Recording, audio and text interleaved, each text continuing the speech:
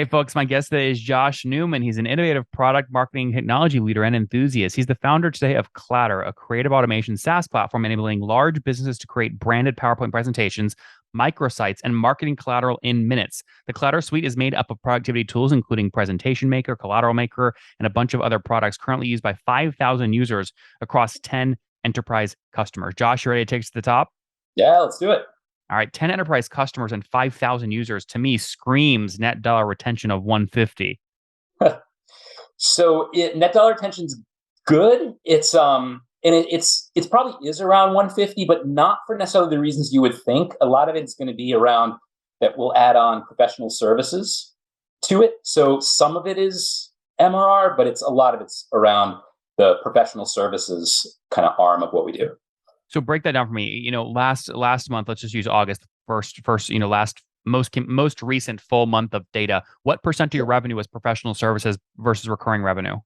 So it's going to be probably, and it's grown over the life of Collateral, kind of the 4 years that we've been doing this.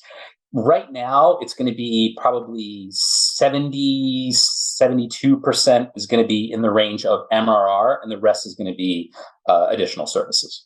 I love this split because when you put service on a customer, they tend to stick longer. So, I guess tell me about one of these customers if you can. How's a customer using you today, and how many seats? Like what teams are you going in? The dev team, the engineering team, the marketing team, the sales team. Who's using you? So our day-to-day customers are going to be the marketing team. The users of this, though, are going to be split between the marketing team and the sales teams. And so think of it, these are big organizations. So one of them, and when I say 10 enterprise customers, if we're being totally transparent, two of them are actually split where think about an enterprise, think about a Fortune 25 company. We have a few different customers within that same company, but these are groups that are totally independent. They don't even know each other. So it's the same logo, but I'll split it up as different customers because they're totally unrelated to each other. Yeah. I mean, this is all. I mean, I'm seeing sort of this. It's almost like it's like a content management system, right? You have a branded slide deck. You want everyone to have access at all times so that they can create their own iterations of the master brand guide, right? And you need to Yes. do that across many languages, countries, and brand styles and colors. Uh-huh. Yeah. Would you Yeah. agree? That's Yeah, that's exactly right. And that's for the presentation maker tool. And then of course, collateral maker for brochures, microsite maker for landing pages and microsites, summary maker for data heavy kind of upload Excel, JSON, XML, and we'll build you a beautiful on brand looking table chart, whatever you need. very cool. Okay, so what are these customers paying on average per month to use the technology? Got it. So from a monthly standpoint, the average per month is going to be somewhere around probably $5,000, and you're going to have some customers who are going to be lower, where those might be folks who just use one of the products. You might have some that are going to be higher, where they might use three or four of the different products. And then what we'll do is if you've got one product, it's going to be around 2,500 a month. But if you're using three or four, it's going to be around 6,000 a month because we discount kind of from a bundling standpoint. And do you have power laws in your customer base? What does your largest customer pay per month? Our largest customer pays they're 10 grand a month. Okay. And what they're doing though is they're using us. So using the PowerPoint Builder example, they're using us from a full service model. They'll email one of our project managers and just say, here are all the slides. They'll do it a few times a week. Here are a bunch of slides, put them up for us. We've got other customers where it's self-serve if you want it to be. This I particular see. client, they're busy. They've got a ton of content. Some of the others, they'll manage it all themselves. We don't even know what they're doing on the system. Mhm. Oh, what's going on there, YouTube? Good to see you guys. Now imagine this. You love watching these interviews with SaaS founders, but imagine if we took all of the valuation data out from over 2,807 interviews I've done manually. Saves you a lot of time. Well, we've done this. We've built it into the beautiful interface inside of FounderPath. Check this out. I'll show you how you can access this in a second, but you log in, you connect your Stripe account, you see your valuation real time. You can see what it changed over the past 88 days and even set goals for valuation this year. Now, the secret to valuation is there's many different ways to value a SaaS business. So the reason you're going to see 3 or 4 different valuations inside of your FounderPath dashboard, this is all free by the way, is because depending on who's doing the buying of your SaaS company, you're going to get a different valuation. A VC is going to pay a different valuation. Private equity firm is different. If you're going to do a minority sale, that's different. And if you sell the whole business, that's a different valuation. You can see all those when I hover over here. Right, so the teal is what a VC would pay, yellow is what private equity, and red is if you sold the whole thing outright. Now, what's cool about this is not built off random data. Again, you guys hear these interviews on YouTube. All these data are built from real-time valuation data points founders share with us on the show. So Traction, 1.2 million, seed round, 3.7 raise. They sold 22% of their business. Go in here and filter by the event. Maybe you only want to see companies that have sold the whole business. Well, here are a bunch that have been acquired, the valuation and the multiple. Maybe you're going out right now and you're raising your seed round. Well, go in here and look at all this recent seed deals that went down, what they raised, what valuation they raised at, and what percent that they sold.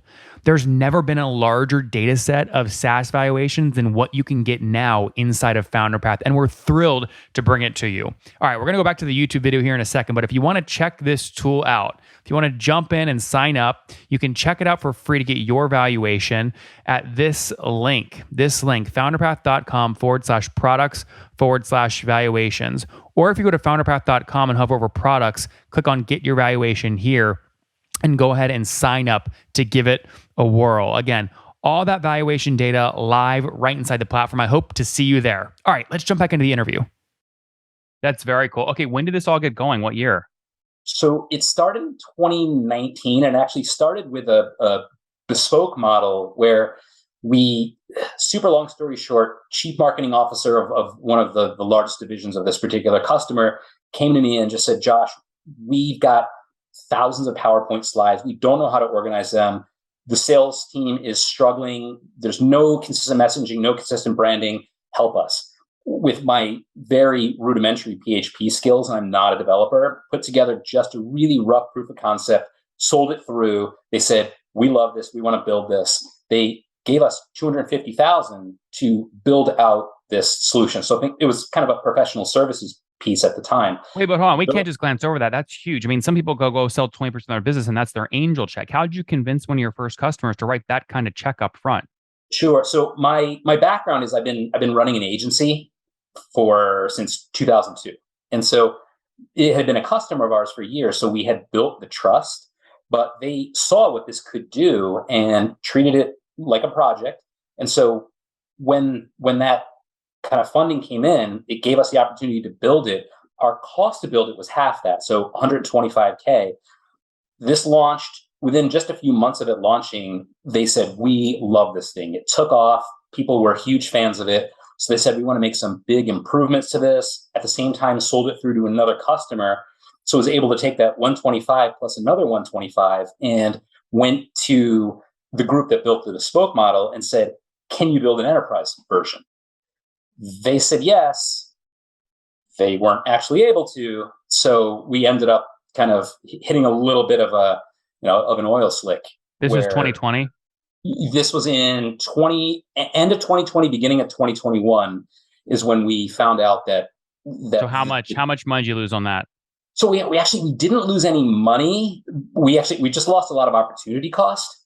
There was no real money loss because what we had working was good, but we had one very understanding customer who, even though we were 6 months late on delivering the product, they understood. They weren't under a real time crunch, so a little bit of luck there.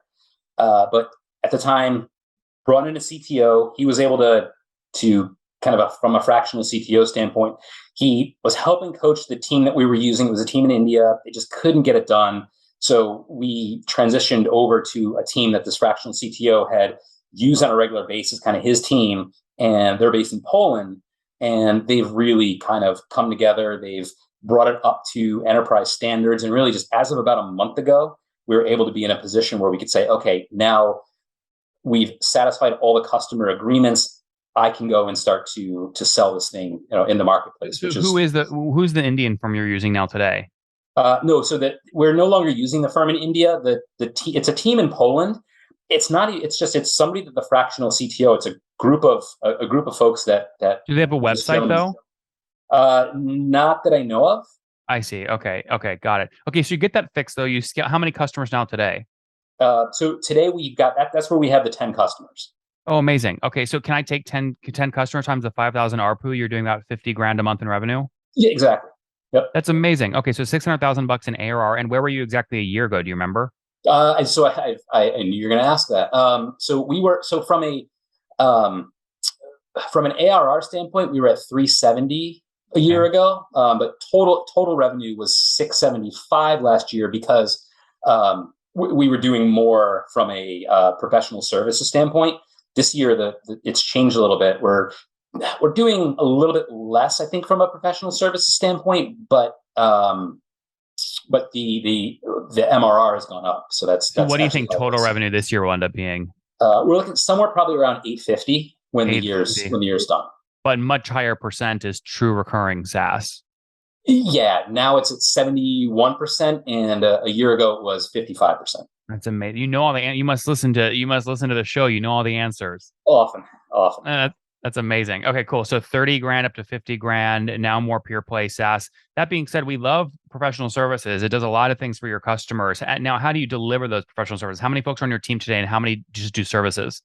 Sure. So to split it up, our team, I'm the only full-time person on Clatter. We've got Media Tavern, which is my agency.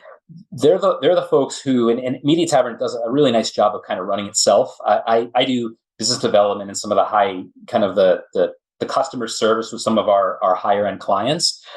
But the professional services, we'll just subcontract out to Media Tavern. So it's something that we're already doing. We're already designing PowerPoint slides, microsites, flyers, brochures. So you're the only full-time employee at the SaaS company, which is doing almost 600,000 bucks in ARR.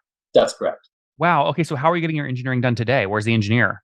It's all that's the team in Poland. It's a subcontracted team. Oh, but they don't have a website or anything. No. It's well, how'd you find him though? How'd you find the person in Poland? So my fractional CTO, who's just a guy in Westport, Connecticut, where I live and where Clatter's based, just a local guy that I've known for years, and he had some availability. He knew my struggles with the team in India. He said, "I'll come in. I'll help you out." He brought his team in.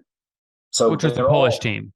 Yes. Oh, interesting. Okay, so he's not full time, but he's how you get all the development work done. That's correct. This is amazing. Okay, and so 50,000 bucks a month. Again, we're just talking the Clatter, not Media Tavern. 50,000 bucks a month revenue on Clatter. I imagine you're very profitable. Yeah, it is. It is profitable. This year we'll do. Looking at my spreadsheet, we'll do about 274 in profit. And how do you put your capital allocation hat on for a second? As a founder, how do you think about taking that profit? Do you take it out as a dividend and go buy real estate? Do you put it in a Media Tavern? You reinvest in the software company? What do you do? So I'll take a little bit of it out, but for the most part, I'll put it back into the company. Now that like I said, we're only about a month out from a place where I was thinking, all right, the product is good enough where I can go to market.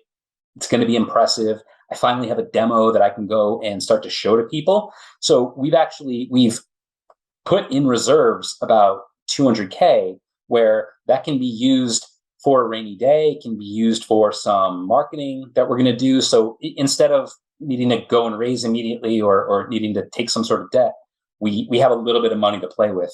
That's awesome. That's great. Okay. So bootstrap today, a lot of profits, one on the team. So here's a good question. How many people last month did you pay at least $1 contractors, like including your guy in Connecticut? Okay. So, including some of the folks at Media Tavern who would have done the professional services, it's probably 8 or 9. Okay, interesting.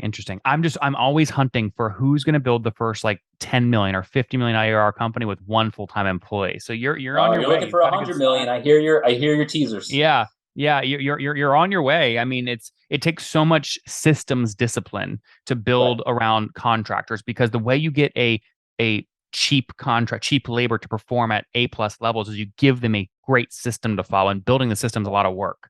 Oh, for sure. Yeah, but you're sort of leaning on the development side systems. You're leaning on this guy in Connecticut. What about marketing and sales? So that part we haven't. I haven't gone down that road yet. It's part of it that is my background a little bit, because that's what Media Tavern does. So got a plan in place. Right now, it's just figuring out kind of where do we want to put the money. What's going to be kind of our next approach. So interesting. Okay, before we wrap up with the famous five here, how are you getting, obviously you can sell your agency customers on the SaaS product, but then you got to find a new growth channel, right? So Yeah. how are you getting new customers today? Yeah. So what we're going to do is I'm starting with from really the floor up. So I'm going to be starting with the just my who do I know list. So going to folks that I know within my network. We're working actively on SEO. Pretty soon I'm going to take the product hunt approach, which and I know you've talked a little bit about that. So I think it's some of those. I'm going to look at affiliate deals. I think a big one too, agency partners, to be able to get literally other professional services firms. And if this needs to be a white labeled product, if it's something they can just sell in, and we can figure out what percentage and how do we want to do that kind of over the first year or two of some sort of affiliate fees. I'm thinking that's going to be the approach. And kind of my next move is to bring on kind of a fractional CMO to kind of listen to my ideas and kind of help me pull it all together. That's awesome. Well, we're certainly rooting for you. Hope you come back around a year and give us an update. But in the meantime, let's wrap up here with the famous five. Number one, favorite business book. Favorite business book is going to be the 10% Entrepreneur by Patrick McGinnis. Okay. 10% Entrepreneur. Number two, is there a CEO you're following or studying? Yeah, I love what Melanie Perkins at Canva is doing, and it's sort of loosely related to my world too. Number three, what's your favorite online tool for building Clatter? I'm going to say Google Suite and Jira. Yep. Number four, how many hours of sleep do you eat every night? About 7. And situation, married, single, kids? Married with 3 kids. Wow, busy guy. How old are you? I'm 46. 46. Last question. Something you wish you knew when you were 20. Man, learn to code the right way. Don't be some sort of hack to build MVPs. So funny. All the engineers say learn to sell, and all the sales people say learn to code, right? It's just it's the nature of SaaS. Guys, Clatter here, an incredible story. Start off as an agency. They still run the agency, right? The Tavern Company. Now, though, Clatter.io helps you launch, your presentation templates and apply one brand style guide to thousands of presentations that you're building. They've got 10 enterprise customers today paying $5,000 a month on average, $50,000 a month in revenue, up from $30,000 just a year ago. They've got about 72% of their revenue coming from pure SaaS, the other professional services, which is great. It's allowed them to stay profitable today, and also bootstrapped. A lot of cash in the bank, very profitable. Team of one. He's got 9 contractors he pays on the side as they look to continue to scale. We'll see what happens next. Josh, thanks for taking us to the top. Thanks, Nathan. I'll see you in New York in March at SaaS Opener. Let's go, man. See you there. Take care. Awesome. Thanks, Nathan.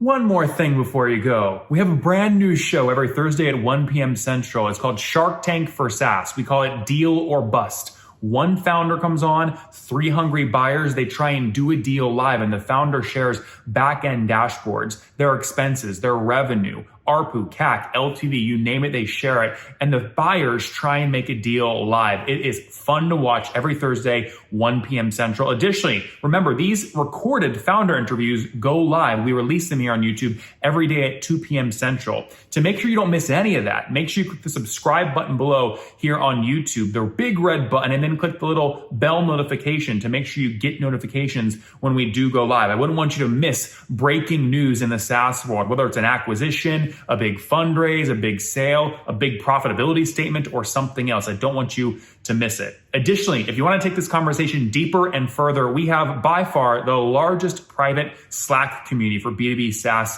founders. You want to get in there. We've probably talked about your tool if you're running a company, or your firm if you're investing. You can go in there and quickly search and see what people are saying. Sign up for that at nathanlatka.com/Slack. In the meantime, I'm hanging out with you here on YouTube. I'll be in the comments for the next 30 minutes. Feel free to let me know what you thought about this episode. And if you enjoyed it, click the thumbs up. We get a lot of haters that are mad at how aggressive I am on these shows, but I do it so that we can all learn. We have to counter those people. We got to push them away. Click the thumbs up below to counter them, and know that I appreciate your guys' support. All right, I'll be in the comments. See ya.